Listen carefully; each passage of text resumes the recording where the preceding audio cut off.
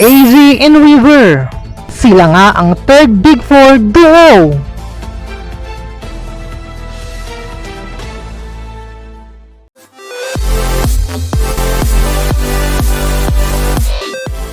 Nakilala na nga natin ang ikatlong duo na nakapasok sa Big Four. Pinatunayan nga nila ang husay at diskarte sa Big Jump Challenge ni Kuya. Kaya naman sila nga ang nagwagi at makakasama nga at aabot sa Big Night. Agree ba kayo na sila ang napasama sa Big Four? For more videos, just don't forget to like, share, and comment, and don't forget to subscribe!